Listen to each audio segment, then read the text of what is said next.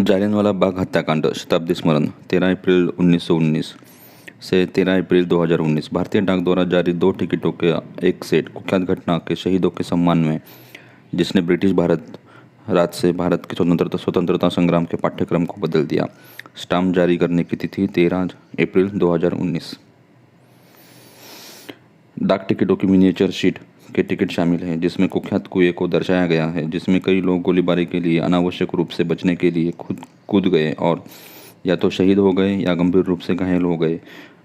और दूसरा टिकट जालियनवाला बाग स्थल पर शहीद स्मारक को दर्शाने वाले मिनिएचर शीट के दाईं ओर मूर्ति तक फैली हुई है, जो शहीदों को याद का प्रतीक है। और बाईं ओर एक कलाकृति इस स्थल पर 13 अप्रैल 1919 के नरसंहार के शहीदों को श्रद्धांजलि देती है। इस फर्स्ट डे कवर के सेट में जारी किए गए 2 डाक टिकट को रद्द की गई मिनिएचर शीट है। फर्स्ट डे कवर का शीर्षक जालियनवाला बाग हत्याकांड के 100 वर्ष है और बाईं ओर अमर ज्योत शीर्षक वाली एक शाश्वत ज्वाला है, जिसका अर्थ है अनंत ज्वाला। 2 टिकट वाले मिनिएचर शीट को केंद्र में 100 अंक वाले एक विशेष हैंड स्टैम्प के साथ रद्द किया गया है, जिसकी रद्दीकरण नई दिल्ली मुख्यालय का है और दिनांक 13 अप्रैल 2019 का है। द फर्स्ट डे कवर, जिसमें दाईं ओर 2 स्टैम्प हैं और स्पेशल हैंड स्टैम्प के साथ रद्द किए गए हैं। 2 टिकटों में से प्रत्येक का एक ब्लॉक 4 टिकटों का सेट साथ प्रस्तुत किया गया है।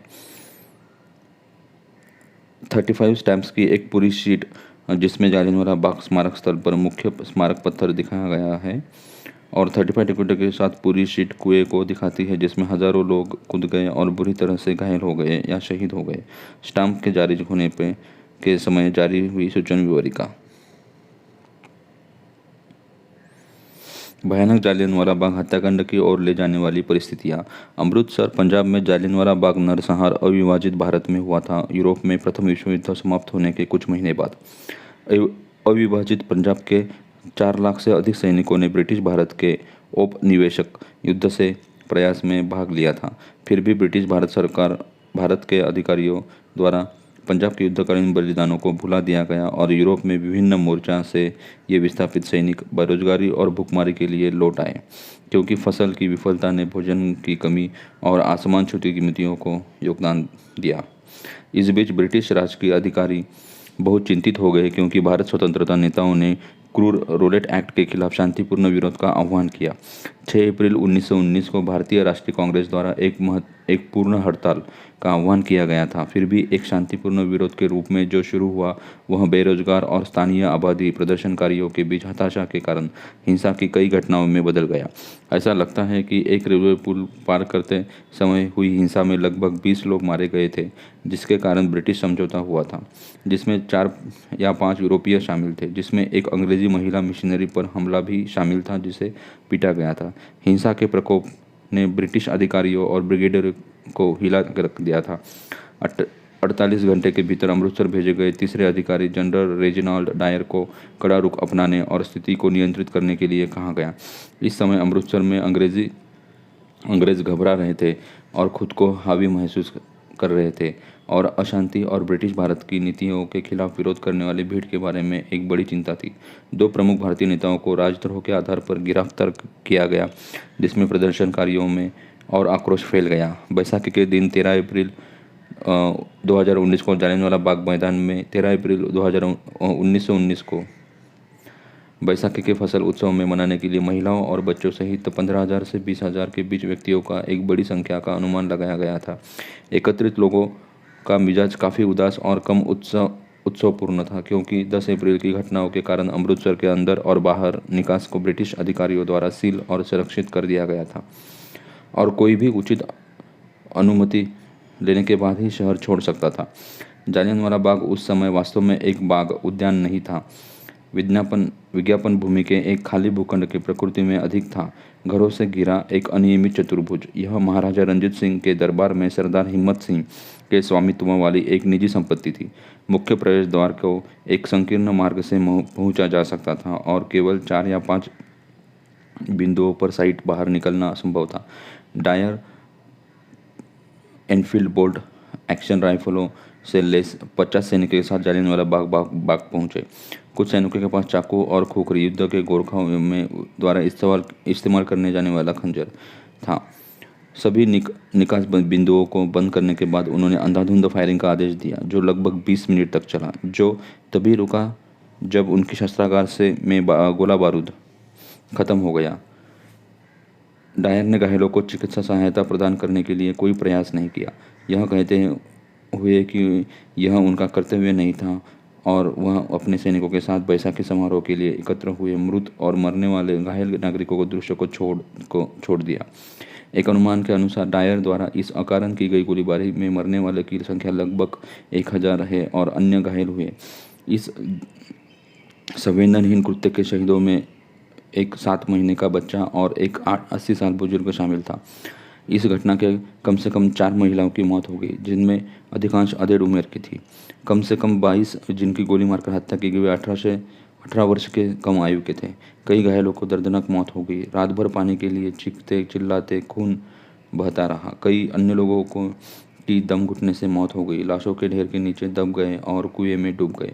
ब्रिटिश प्रशासन के आदेशों के तहत स्थानीय अस्पतालों ने घायलों को इलाज करने से इनकार कर दिया और सरकारी डॉक्टर लेफ्टिनेंट कर्नल स्मिथ ने भी घायलों को पागल कुत्ता कहकर लौटा दिया। परिणाम स्वरूप कई और लोग बाद में मरे गए। घातक हताहत संख्या बढ़ गई।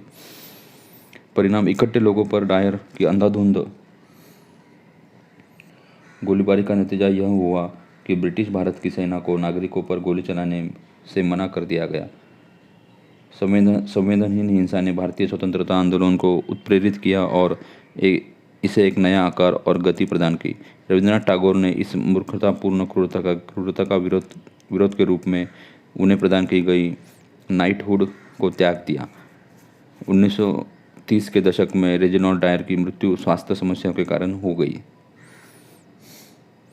गदर पार्टी के स्वतंत्रता सेनानी उधम सिंह ने जालियनवाला बाग हत्याकांड का बदला लिया, जब उन्होंने ब्रिटिश पंजाब के पूर्व lieutenant governor Michael O'Dwyer की गोली मारकर हत्या कर दी, जिन्होंने 13 को लंदन को कैक्सटन हॉल में ईस्ट इंडियन एसोसिएशन को बैठक में नरसंहार का आदेश दिया था। 1940 में लगभग 21 साल बाद उन्होंने लॉर्ड जेंटलेट, भारत के सचिव, बॉम्बे के पूर्व गवर्नर लॉर्ड लैमिंगटन और पंजाब के पूर्व गवर्नर लुइस डेन को घायल करते हुए कई शॉट भी दागे। उसे दबोच लिया गया और मौके पर ही गिरफ्तार कर लिया गया।